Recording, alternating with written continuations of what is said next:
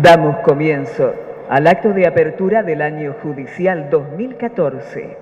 Se hallan en el estrado el señor presidente de la Corte Suprema de Justicia de la Nación, doctor Ricardo Luis Lorenzetti, la señora vicepresidenta, doctora Elena Hayton de Nolasco, el señor ministro, doctor Carlos Fait, el señor ministro, doctor Enrique Santiago Petraqui, el señor ministro, doctor Juan Carlos Maqueda, el señor ministro, doctor Raúl Zaffaroni, y la señora ministra, doctora Carmen Argibay. A continuación, hará uso de la palabra el señor presidente de la Corte Suprema de Justicia de la Nación, doctor Ricardo Luis Lorenzetti.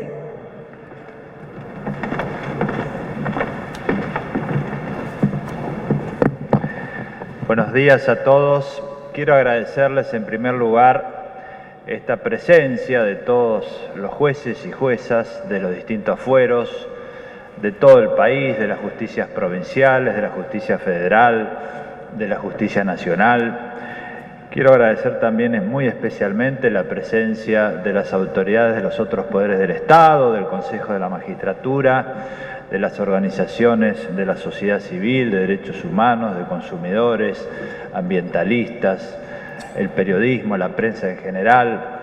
Y en nombre de mis colegas quiero pedirles disculpas por esta cuestión de la falta de espacio. Sé que hay mucha gente que no puede estar aquí en la sala, pero seguramente pueden escucharnos porque lo que importa es el mensaje que la Corte quiere dar en este día. Y este mensaje que hemos consensuado entre todos los ministros es un mensaje que este año no se concentra en el poder. No queremos hablar de las cuestiones del poder, sino de las cuestiones del pueblo. Es frecuente hablar de las cuestiones que tienen que ver con las personas que ocupan el poder, pero hoy no queremos hablar de eso, sino de los valores que deben inspirar a esas personas que ocupan posiciones de responsabilidad, como somos todos nosotros. Los valores perduran, las personas que están en el poder pasan.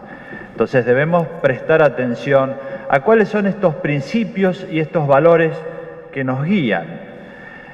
Es frecuente también hablar de las cuestiones del día a día, y nosotros hoy queremos hablar de las cuestiones de fondo, de Estado.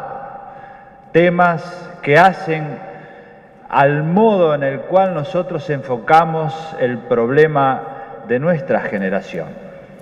Es decir, la trascendencia de los principios que deben inspirar a nuestra generación y cómo nosotros enfocamos los problemas del pueblo a la luz de los principios constitucionales. ¿Cuáles son esos problemas del pueblo? Nosotros hemos hecho referencia en muchos casos que ha fallado la Corte en estos años a problemas muy concretos de la población argentina que trascienden los gobiernos y tal vez las décadas.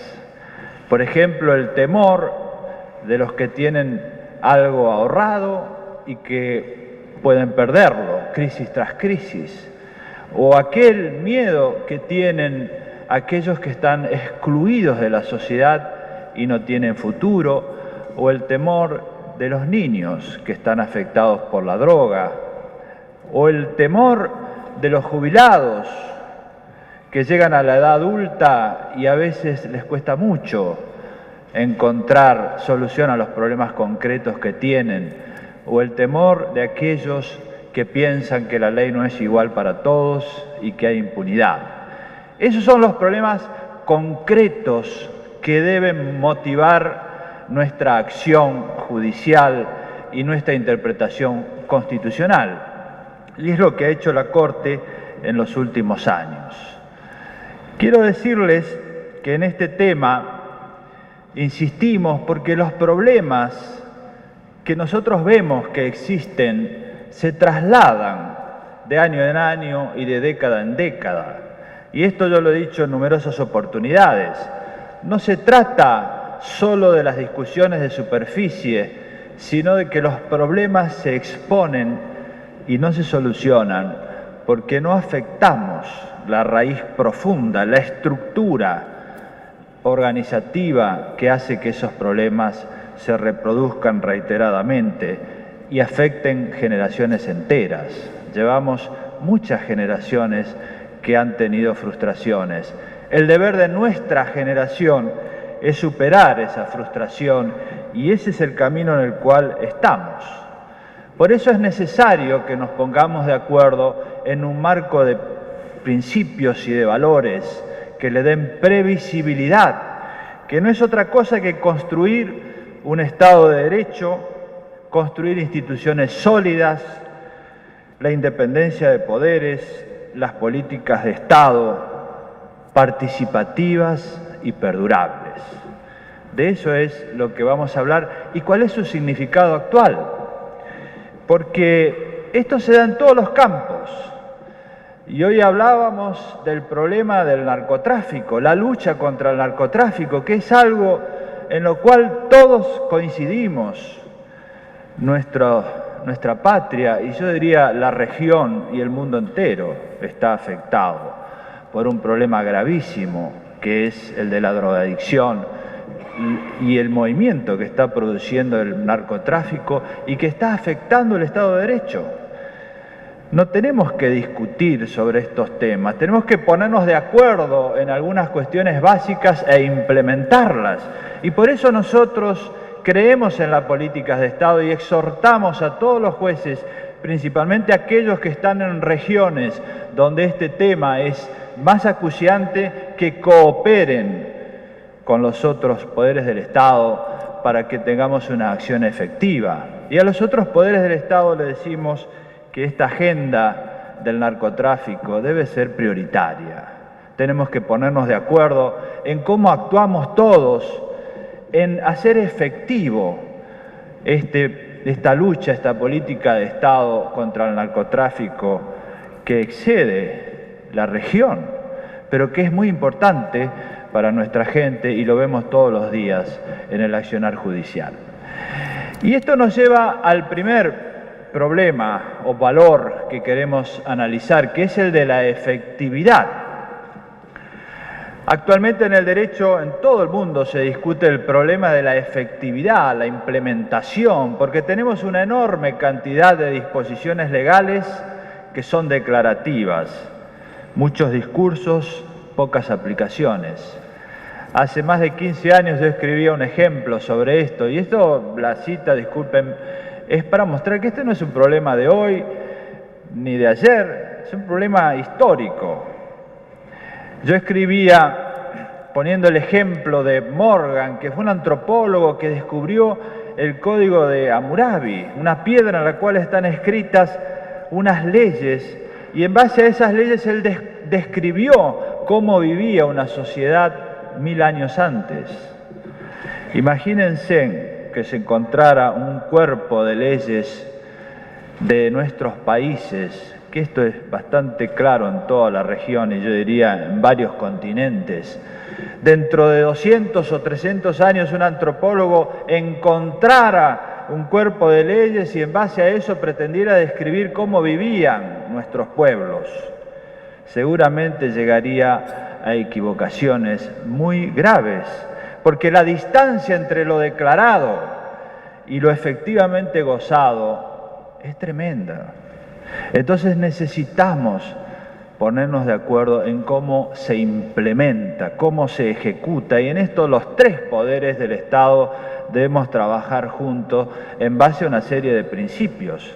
Pero la idea de implementación de políticas de Estado participativas, comunitarias, en base a algunos principios, es central para que nosotros podamos generar credibilidad en nuestros pueblos.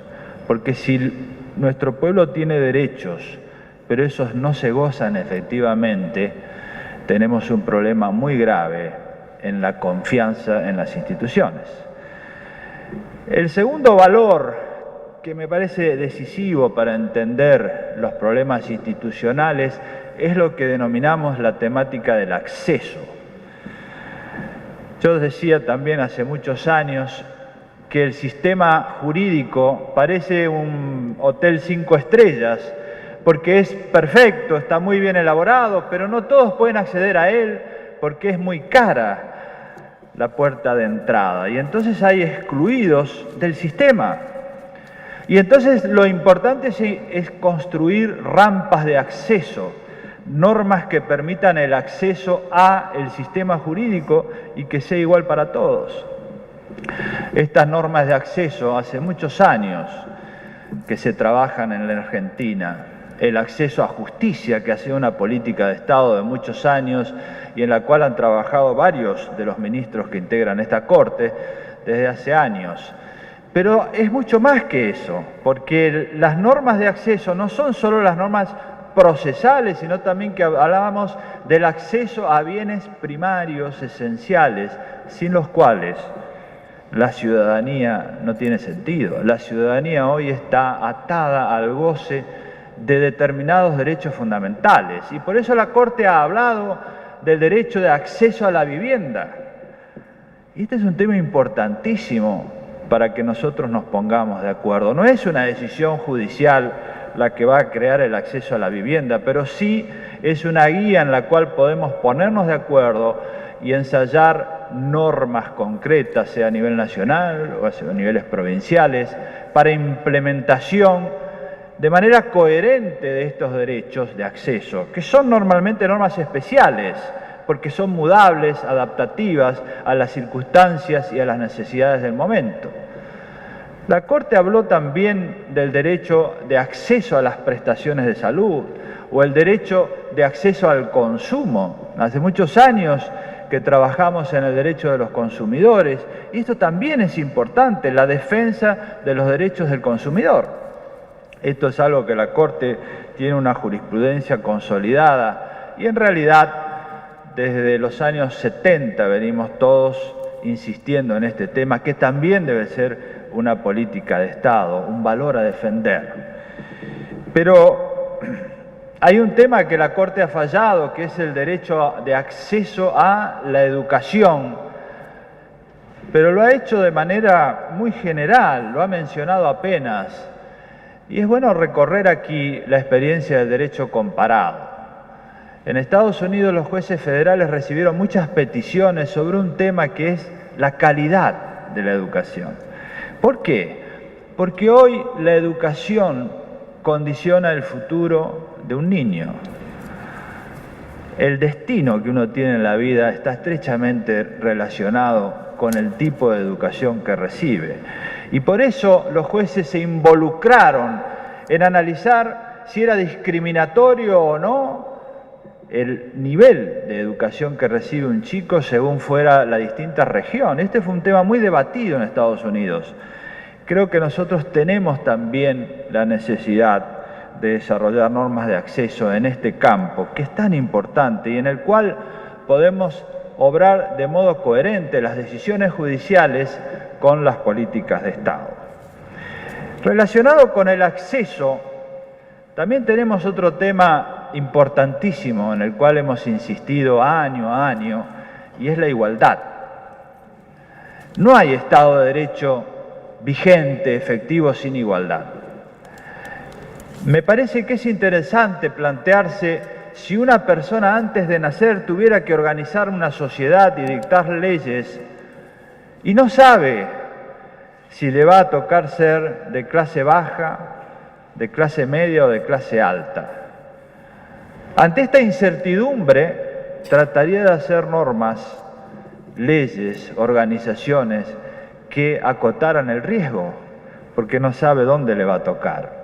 Esto que John Rawls denominó en la filosofía política el velo de ignorancia como modo de análisis del tema de la igualdad, es muy importante, porque nosotros tenemos que diseñar normas, políticas y decisiones judiciales pensando que un día estamos en el poder y otro día podemos perderlo, que un día somos ricos y otro día podemos ser pobres, o que un día inversamente somos excluidos y podemos llegar a la cúspide social. El tema de la igualdad real de oportunidades es central para el funcionamiento efectivo de un Estado de Derecho. Y esto es lo que nosotros hemos sostenido y seguiremos sosteniendo a través de los derechos de los trabajadores, o la lucha contra la discriminación de género o de nacionalidad. Otro valor importante, que es un componente del Estado de Derecho, es la diversidad. El Estado de Derecho de nuestros días debe promover la diversidad. Uno ve que en el mundo tenemos muy buenos dirigentes formados con mentalidad del siglo XIX, donde las sociedades eran homogéneas, y si no lo eran, las hacían homogéneas, la idea del pensamiento único. Pero esto hoy ya no es posible. Hay que admitir la diversidad, la pluralidad de modos de vida y de ideas que existen en todas las sociedades actuales.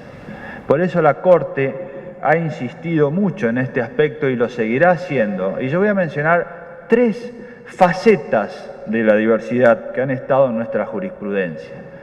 La primera es el derecho a la autodeterminación.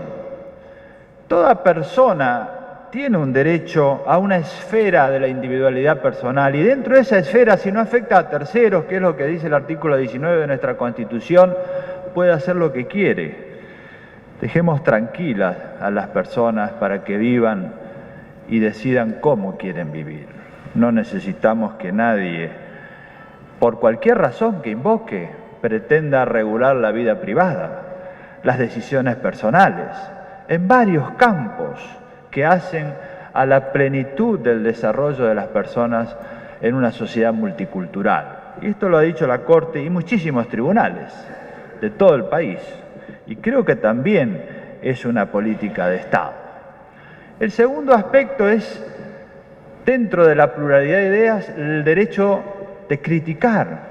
La Corte lo ha afirmado, diciendo en particular con referencia al periodismo, el derecho de acceso a la información, el derecho de crítica y el derecho a participar en los debates públicos. Y últimamente la Corte ha dicho que la actividad del periodista o de la periodista, es decir, las personas, no hablamos aquí de las empresas, sino de las personas que están asimiladas al artículo 19 de la Constitución, es decir, no hay regulación salvo que afecten a derechos de tercero, y en esto seguimos al pie de la letra en muchos casos la jurisprudencia de la Corte Interamericana.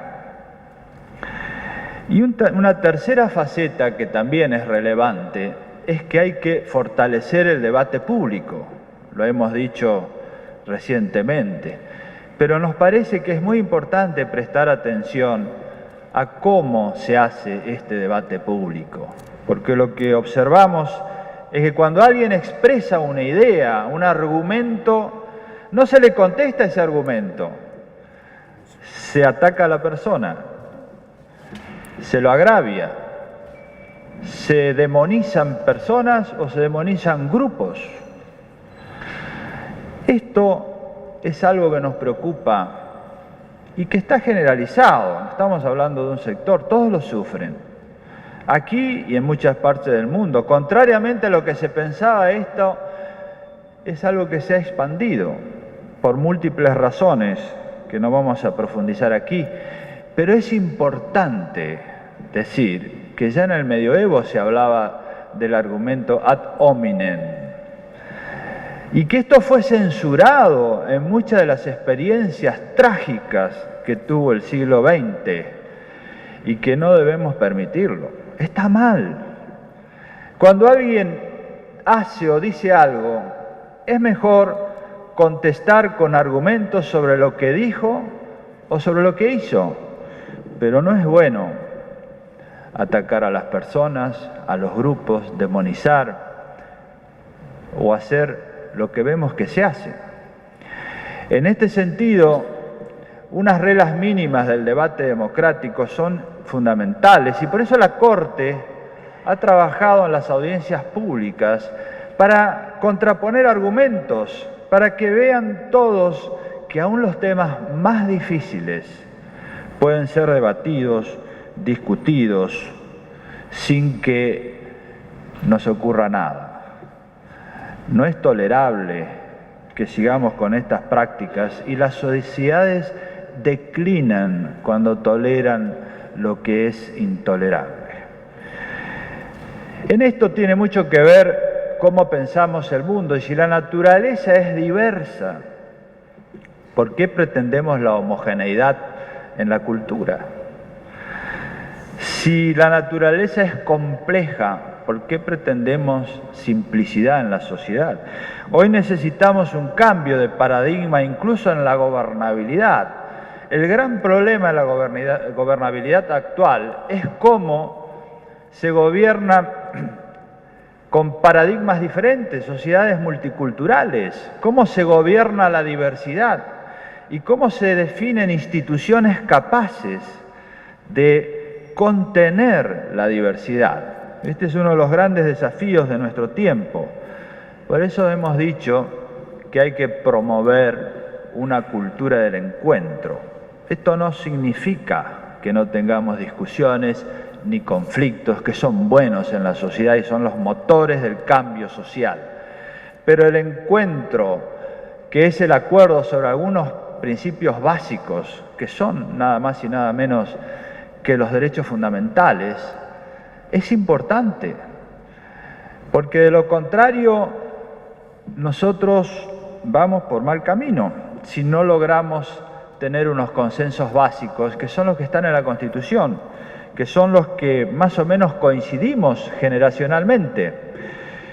Aquí se ha dicho con frecuencia que la idea de consensos básicos es algo en lo cual todos coinciden, pero que es muy difícil de practicar. Y sin embargo, cuando uno enumera todas estas cuestiones, creo que no hay tantas diferencias. Las diferencias son en los conflictos de superficie. Por eso muchas veces nosotros hacemos este tipo de exposiciones que parecieran que no están ni de un lado ni del otro, casi episcopales. Y a mí me gusta ese término. ¿Por qué? Porque nosotros hemos tenido una trágica historia generacional de la cual debemos aprender. Hemos sido todos militantes de verdades parciales y es bueno seguir siéndolo. Es bueno luchar por lo que cada uno cree, pero las sociedades tienen que tener bases de funcionamiento común. Una casa que nos contenga a todos y dentro de esa casa podemos pelear, podemos discutir, pero tenemos que construir una casa común. Por eso es que nosotros insistimos mucho en este tema de que la Corte puede intervenir en la agenda pública iluminando algunos temas en los cuales la sociedad debe discutir y luego ponerse de acuerdo y luego desarrollar políticas de Estado basados en esos consensos básicos. Creo que también es necesario referirnos a las reformas del Poder Judicial, porque todo esto que nosotros decimos que es jurisprudencia de la Corte en la interpretación constitucional, requiere también reformas del Poder Judicial. Y todos nosotros, hace muchos años que decimos que hay que reformar el Poder Judicial, y creo que esto es innegable, porque el mundo ha cambiado, porque han cambiado las necesidades de nuestro pueblo, porque hay que cambiar y adaptarse. El primer punto que hay que ponerse de acuerdo es cuál es la orientación de las reformas del Poder Judicial. Nosotros hemos dicho que la primera cuestión que hay que tener en cuenta es acercar la justicia a la gente, es decir, el tema del acceso. Porque no puede ser que nosotros sigamos con un diseño como era en el siglo XIX, donde la gente iba al centro a litigar y eran pocas personas, y entonces los tribunales estaban en la plaza, en el centro. Hoy ya no es así. Debemos poner los jueces donde están los conflictos. Acercar la justicia a la gente significa, en primer lugar, eso. Por eso insistimos nosotros, y esta es una política de Estado de la Corte en violencia doméstica, por ejemplo, pero que sería muy bueno que nos pongamos de acuerdo en designar jueces de pequeñas causas, mediadores, en los barrios pobres, en los lugares donde hay conflictos, designar mediadores que le den soluciones concretas a la gente o jueces que resuelvan rápido conflictos de todo tipo, y esto pacifica y le da un derecho que no tienen. Porque ¿cuál es el derecho del cual nosotros hablamos que se practica en nuestras villas de las cuales todos hablamos? Cuidado con esto. Tenemos que llevar el derecho a todos los lugares. En aquellas regiones del país donde hay grandes distancias tenemos que crear jueces móviles que se trasladen. Es decir, esto de lo cual hace muchísimo que se habla, tenemos que ponernos de acuerdo en designar jueces de pequeñas causas, mediadores, que acerquen la justicia a la gente donde está el conflicto y no a la inversa. El segundo gran cambio que necesita el Poder Judicial es el cambio en la celeridad. Es decir, estos son cambios organizativos, de los sustanciales ya hablamos, pero los cambios organizativos son fundamentales. Nosotros hemos hecho el año pasado una acordada y están trabajando en materia penal. Los integrantes de la Cámara de Casación Penal han hecho un trabajo importante, los integrantes de las cámaras, todas las cámaras federales, los integrantes de los tribunales orales, hemos dado participación también a la Cámara Criminal, y todos van a estar involucrados, aquellos que entienden y tienen experiencia en materia penal, cómo podemos hacer, cuáles son las propuestas que tiene el Poder Judicial para acercarla a los demás poderes del Estado, para tener una justicia más rápida, que este es un reclamo esencial de nuestro pueblo en todos los sentidos. Es muy importante que nosotros hagamos un esfuerzo desde el Poder Judicial y convocamos a los jueces para que participen y luego hagamos llegar a los otros poderes del Estado propuestas concretas. Porque decimos siempre que las políticas de Estado deben ser participativas. Bueno, hay que participar, hay que involucrarse, no crean que el Poder Judicial está de maravillas. Tenemos que transformarlo. Yo creo que tenemos que hacer un esfuerzo todos. Sin embargo, este esfuerzo debe ser una política de Estado. Debemos todos tener algunas ideas claras hacia dónde vamos y qué es lo que queremos. Porque también es importante distinguir entre las justicias provinciales y nacional con la justicia federal. La gran mayoría de los conflictos que vive el ciudadano común pasan por las justicias provinciales y la justicia nacional aquí en la capital.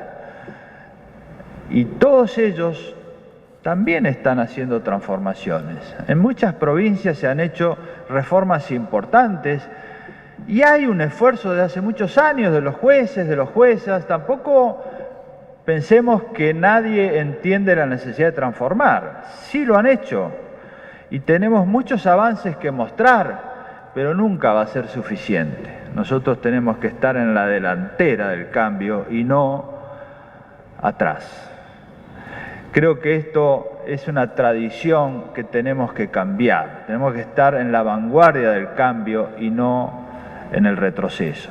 Pero reitero, creo que en el Poder Judicial es esencial que nos pongamos de acuerdo hacia dónde vamos. Y una justicia más rápida, una justicia que tenga más cercanía con la población es fundamental. Yo creo que en esto también hay que agradecer el esfuerzo que hacen muchísimos funcionarios, muchísimos empleados judiciales, jueces y juezas, a lo largo y a lo ancho del país, por trabajar y esforzarse y lograr satisfacer a la gente.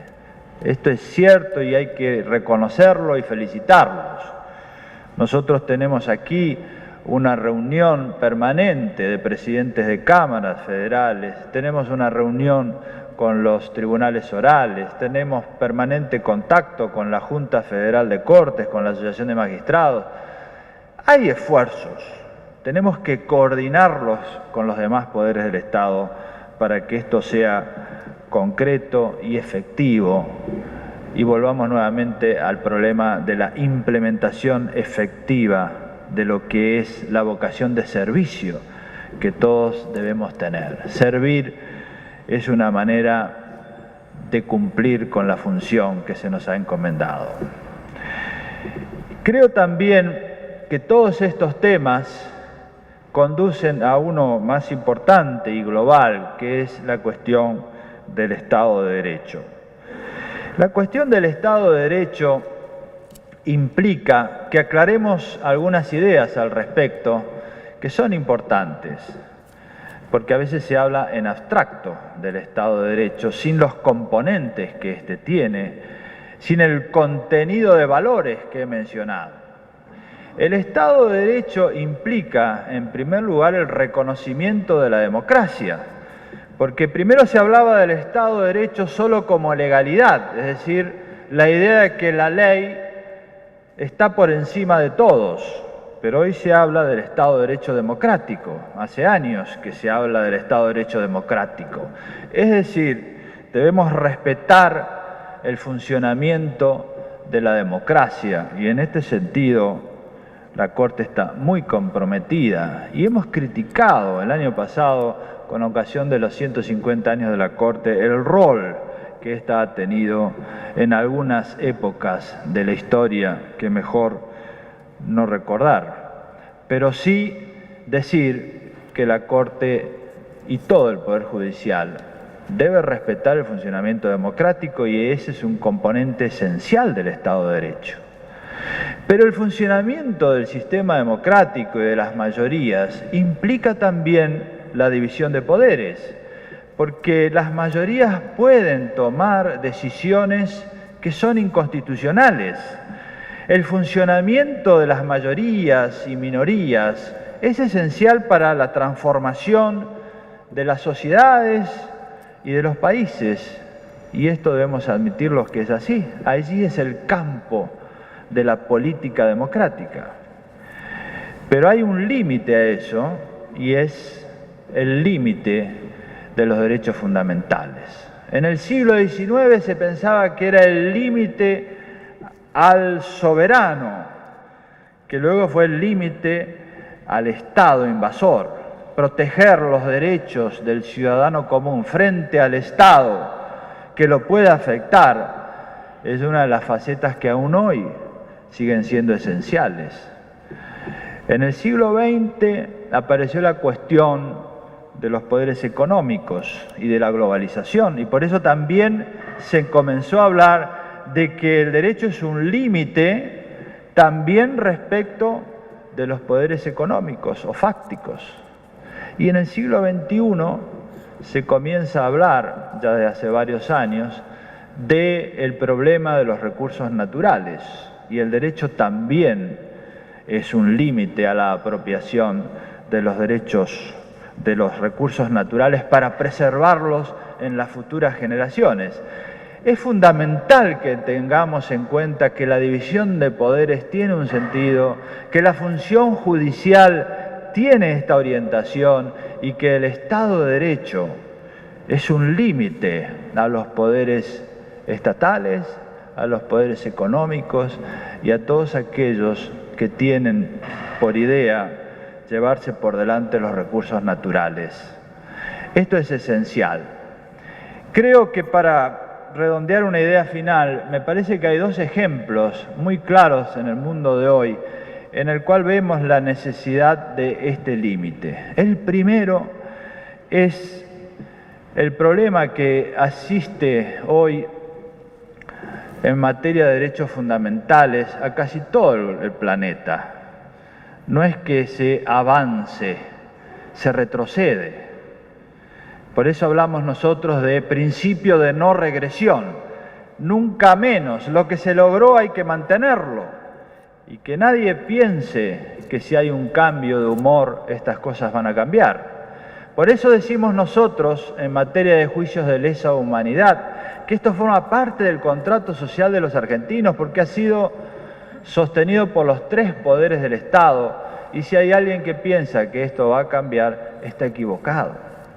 Nosotros sostenemos esto como una política de Estado y por eso estamos relanzando ahora este año la Comisión Interpoderes y les pedimos a los demás poderes del Estado que concurran y que vengan para ver cómo hacemos para terminar estos juicios guiados por el principio del debido proceso. El segundo tema y ejemplo que se vive hoy en el mundo es la cuestión ambiental, que para mí es el tema central del cual tenemos que hablar en los próximos años y lamentablemente no forma parte de la agenda pública, pero es un tema importantísimo porque hoy, cuando empieza a haber crisis económica en muchos países, lo primero que se hace es retroceder en materia de derechos ambientales. Y no hay manera de que esto suceda si no se pone un límite. Y tenemos que poner un límite, porque la cuestión ambiental se ha vuelto tan trascendente que nosotros, sin darnos cuenta, hemos comenzado a tener miedo a las tormentas. En la experiencia cotidiana está la cuestión ambiental. Si una ciudad se inunda y las inundaciones son cada vez más frecuentes, en 24 horas volvemos a la edad de piedra. Podemos no tener luz, ni salud, ni servicios, ni medicamentos. Llega la noche y la ciudad está oscura, no hay control social. Esto ha pasado en muchas ciudades del mundo. En 24 horas se cae la civilización. Es frágil nuestro sistema si nosotros no prestamos atención. Es difícil y hasta irónico prometerles a los jóvenes un futuro si no nos ocupamos del tema ambiental. Y esto es algo en lo cual tenemos que insistir en todos los gobiernos del mundo, que no están haciendo precisamente eso.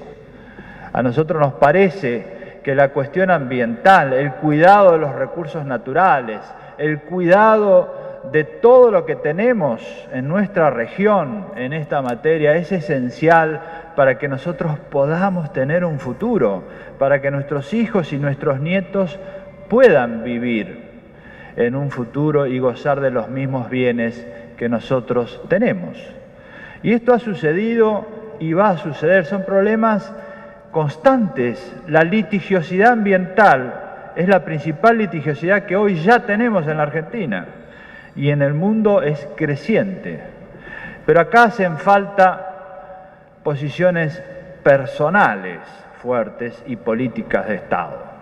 Porque cuando llega la hora de los intereses necesitamos una ética personal. Y quiero terminar estas palabras contándole brevemente algo que yo siempre cuento, que me parece extraordinario, porque fue escrito en el siglo XIX por Ibsen, esa obra que se llama El enemigo del pueblo, en la que había un médico que era el héroe del pueblo, porque curaba a las personas que vivían en una pequeña ciudad, en un balneario. Y un día descubre que las aguas están contaminadas y al principio se alegra todo el pueblo porque les advierte sobre los riesgos de la enfermedad. Pero cuando les dice que hay que clausurar este balneario, comienzan las reacciones, los intereses y empiezan todos a combatirlos y finalmente este juego de intereses que hay detrás de cada problema hace que hagan una asamblea y lo declaren a este médico que era el héroe, el enemigo del pueblo, y así se llama la obra, el enemigo del pueblo. Y el doctor Stockholm, que es el personaje de la obra de Ibsen, termina diciendo algo que es impresionante. Dice, yo al principio descubrí que lo que estaba contaminado eran las aguas, Pero ahora me di cuenta que lo que están contaminados son las bases morales de la sociedad. Y es aquí donde nosotros tenemos que pensar adecuadamente qué estamos haciendo. Yo creo que todos debemos tener alguna idea clara de los principios morales que nos guían. Una ética de los vulnerables, una ética ambiental, de una defensa del Estado de Derecho, una defensa de la división de poderes. Estos son los principios fundamentales que han guiado a la Corte, que han marcado su agenda y que lo seguirán haciendo en el futuro, esté quien esté. Esta es la agenda constitucional de una generación. Por eso quiero cerrar invitándolos a todos a participar, a involucrarse, a los jueces y juezas que tanto nos han apoyado y nosotros a ellos, que trabajemos en común y que hagamos los esfuerzos necesarios que nos cuide nuestra población. Nada más y muchas gracias.